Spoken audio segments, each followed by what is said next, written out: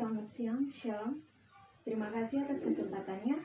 Perkenalkan, nama saya Cindy Fatika Sari Logorau, NPM 121142012000243, kelas D, Prodi Keperawatan Fakultas Kesehatan. Di sini saya akan membawakan materi mengenai metabolisme lemak di dalam tubuh dengan mata kuliah Konsep Keperawatan Dasar 1, dosen pengampu Ibu G.C. Syahaya, SKEP MSc. Sebelum kita masuk pada metabolisme lemak di dalam tubuh lebih dalam, yang pertama kita perlu tahu pengertian dari metabolisme lemak di dalam tubuh.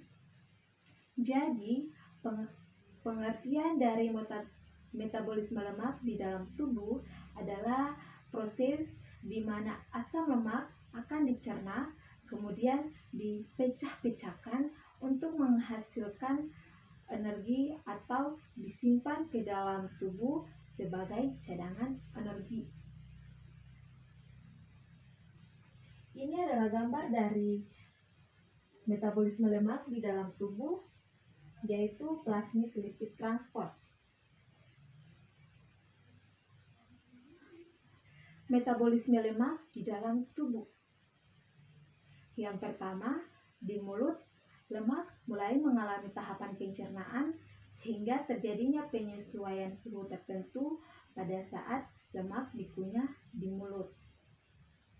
Kedua, pada lambung, lemak mengalami proses pencernaan dengan bantuan asam dan enzim sehingga menjadi bentuk yang lebih sederhana. Ketiga, selanjutnya lemak akan memasuki hati, empedu, sampai ke dalam usus kecil.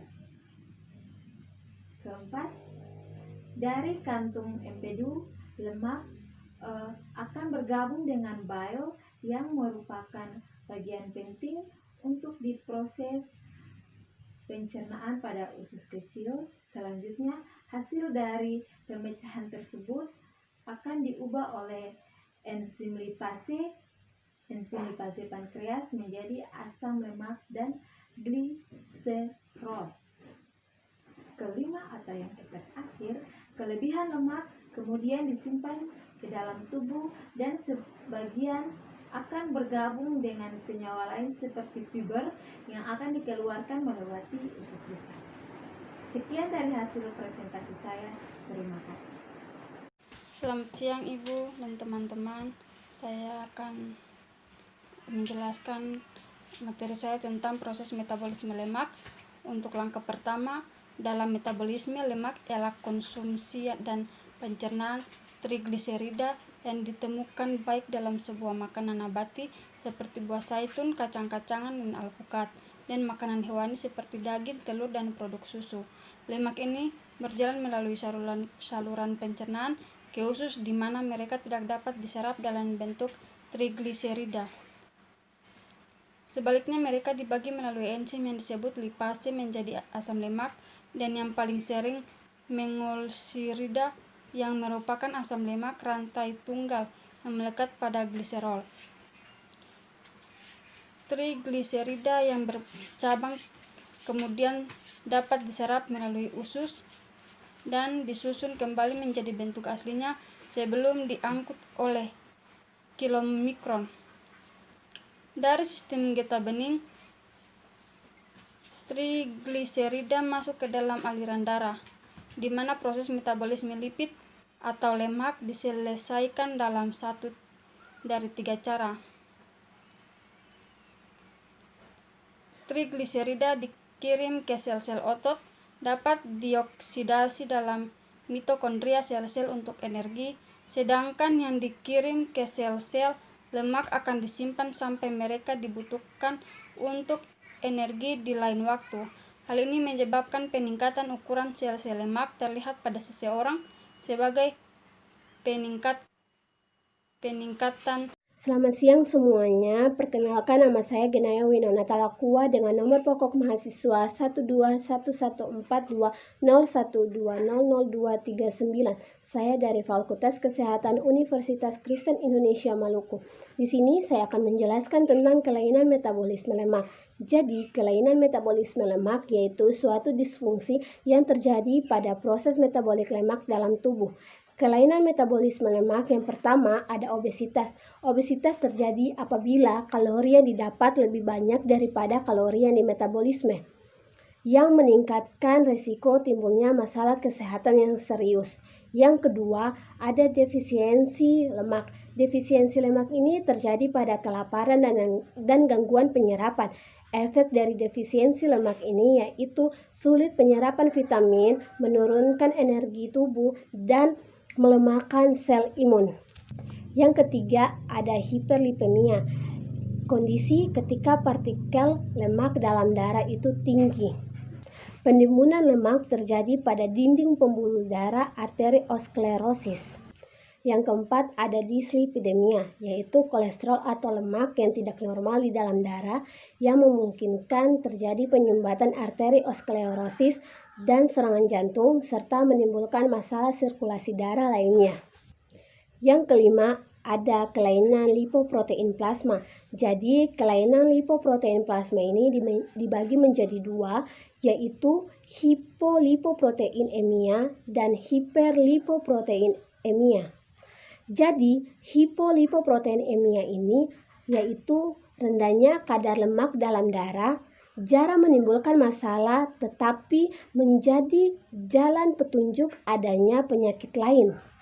Berikutnya ada hiperlipoprotein yang mana kadar kolesterol yang sangat tinggi yang bersifat diturunkan dan mempengaruhi sistem tubuh dalam fungsi metabolisme. Sekian penjelasan yang dapat saya sampaikan, semoga bermanfaat. Terima kasih. Perkenalkan, nama saya Indrani Maria Putra Somar dari Universitas Kristen Indonesia Maluku, Fakultas Kesehatan Prodi Keperawatan. Hari ini saya akan menjelaskan tentang jenis-jenis lemak. Berdasarkan komposisi kimianya, lemak terbagi atas 3, yaitu yang pertama lemak sederhana, tersusun oleh trigliserida, yang terdiri dari 1 gliserol dan 3 asam lemak. Contoh asam lemak sederhana adalah lilin. Yang kedua adalah lemak campuran. Lemak campuran merupakan gabungan antara lemak dengan senyawa bukan lemak, contohnya lipoprotein. Yang ketiga adalah lemak asli. Lemak asli merupakan senyawa yang dihasilkan oleh proses hidrolisis lipid, misalnya kolesterol dan asam lemak. Yang kedua, berdasarkan kejenuhannya, asam lemak terbagi menjadi 2, yaitu asam lemak jenuh. Asam lemak jenuh bersifat non-esensial karena dapat disintesis oleh tubuh dan pada umumnya berwujud padat pada suhu kamar. Asam lemak jenuh berasal dari lemak hewani, misalnya mentega. Yang kedua adalah asam lemak tidak jenuh. Asam lemak tidak jenuh bersifat esensial karena tidak dapat disintesis oleh tubuh dan umumnya berwujud cair pada suhu kamar. Asam lemak tidak jenuh berasal dari lemak nabati, misalnya minyak goreng. Sekian dan terima kasih. Oke teman-teman, berikutnya saya akan menjelaskan tentang beberapa fungsi lemak, yaitu yang pertama sebagai sumber cadangan makanan yang terdapat dalam tubuh, dan yang kedua yaitu sebagai media untuk transportasi beberapa vitamin yang terdapat yang terdapat atau larut dalam lemak. Dan yang ketiga, fungsi yang ketiga itu untuk menekan rasa lapar atau menunda rasa lapar. Yang keempat, fungsi yang keempat merupakan zat gizi yang menambah cita rasa pada makanan. Dan yang kelima yaitu sebagai pembentukan sel. Fungsi yang keenam yaitu sebagai sumber asam lemak, dan fungsi yang ketujuh sebagai penghemat protein, yang kedelapan sebagai pelumas, dan yang terakhir sebagai sumber untuk memelihara seluruh tubuh. Sekian dari saya, terima kasih. Perkenalkan, nama saya Mirelway, NPM 1214201200245, kelas D, Fakultas Kesehatan Prodi Keperawatan, Universitas Kristen Indonesia Maluku. Gangguan metabolisme lemak. Penyakit yang termasuk kelompok gangguan metabolisme lemak antara lain Penyakit gocer. Penyakit gocer adalah penyakit yang membuat tubuh tidak mampu memecah lemak sehingga lemak menumpuk di hati, limpa, dan sumsum tulang. Gangguan ini akan memicu kerusakan tulang. Yang kedua, penyakit Tay-Sachs. Penyakit Tay-Sachs mengakibatkan penumpukan lemak di otak. Yang ketiga, xanthoma, gangguan pada kulit yang muncul akibat adanya penumpukan lemak di bawah permukaan kulit. Yang berikut adalah penyebab gangguan metabolik. Gangguan metabolik paling sering disebabkan oleh kelainan genetik yang diturunkan dalam keluarga. Kelainan genetik ini mempengaruhi kinerja endokrin dalam menghasilkan enzim yang digunakan dalam proses metabolisme. Akibatnya, jumlah enzim yang dihasilkan akan berkurang. Yang berikut, gejala gangguan metabolik. Gejala gangguan metabolik berbeda-beda tergantung jenis gangguan terjadi. Namun ada beberapa gejala umum dari gangguan metabolisme, yaitu tubuh terasa lemas, mual dan muntah, tidak nafsu makan, sakit perut, bau napas, keringat, air liur dan urin yang tidak sedap, mata dan kulit berwarna kuning, perkembangan fisik yang lambat, tidak kejam. Selamat pagi Ibu, selamat pagi teman-teman. Shalom, terima kasih atas waktu dan kesempatan yang diberikan kepada saya. Perkenalkan, nama saya Yohana Kilai dengan NPM 1214201200236, Fakultas Kesehatan Prodi Keperawatan Angkatan 2020 kelas D. Baik, saat ini saya akan mempresentasikan terkait dengan materi pengaruh metabolisme terhadap pembakaran lemak dengan pokok bahasan metabolisme lemak. Berikut penjelasan saya. Metabolisme mempengaruhi nafsu makan, berat badan, dan kadar lemak di dalam tubuh. Mereka yang memiliki metabolisme lambat, otomatis proses pembakaran lemak dalam tubuh mereka pun akan lambat, atau sebaliknya. Akibatnya, lemak dalam tubuh kita menjadi menumpuk dan berat badan menjadi naik, yang kemudian kita kenal dengan istilah obesitas. Berikut pengaruh metabolisme terhadap pembakaran lemak. Yang sering dianggap sebagai metabolisme sebenarnya adalah BMR. Apa itu BMR? BMR merupakan singkatan dari basal metabolic rate. BMR adalah jumlah energi yang dibutuhkan oleh tubuh kita hanya untuk hidup, tanpa melakukan kegiatan apa-apa ketika kita sedang dalam proses berbaring dan perut kita tidak sedang mencerna. Untuk menghitung BMR, ada rumusnya. Berikut rumus BMR. Ada rumus BMR untuk menghitung pada pria dan juga pada perempuan. Rumus BMR untuk pria yaitu 66 ditambah 13,7 dikali dengan berat badan, ditambah 5 kali tinggi badan, dikurangi 6,8 kali umur. Kemudian BMR untuk perempuan dihitung menggunakan rumus 655 ditambah 9,6 dikali berat badan, ditambah 1,8 dikali dengan tinggi badan, kemudian dikurangi dengan 4,7 dikali dengan umur perempuan. Akan tetapi, jika kita melakukan kegiatan lain selain berbaring, maka kita dapat menghitungnya dengan hasil BMR sesuai rumus tadi dikali dengan angka-angka sesuai dengan kegiatan yang akan kita lakukan. Untuk lebih memahaminya, saya akan berikan sebuah contoh dengan saya sendiri sebagai sampelnya. Berikut contohnya. Yohan adalah seorang perempuan dengan memiliki berat badan 45 kg dengan tinggi 152 cm dengan berumur 19 tahun. Kemudian jenis kegiatan yang dia lakukan yaitu moderate. Moderate untuk perempuan nilainya sama dengan 1,64.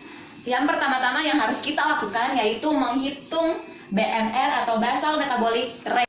BMR sama dengan 655 tambah 432 tambah 273,6 dikurangi dengan 89,3 sama dengan 1271,3 yang kemudian saya bulatkan menjadi 1272.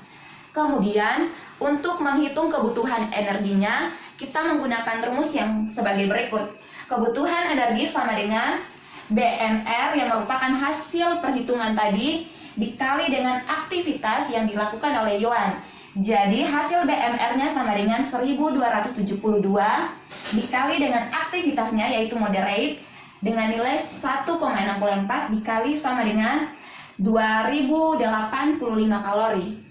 Setelah kita bisa menghitung jumlah kebutuhan kalori yang kita perlukan, maka kita jadi tahu bahwa tubuh kita memerlukan berapa banyak kalori untuk bertahan hidup dan melakukan aktivitas sehari-hari.